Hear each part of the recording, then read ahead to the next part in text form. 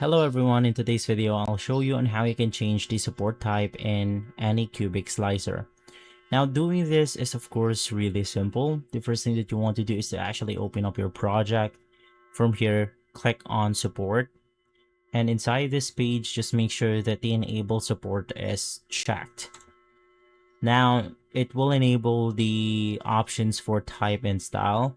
If you want to change the support type, just navigate through this drop down menu, and we have something like normal, tree automatic, normal manual, or the tree manual.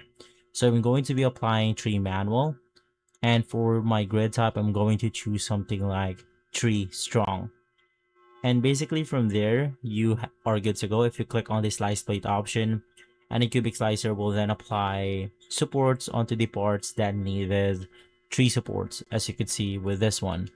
Now since it's set to automatic, we don't have to change much, but basically you're good to go.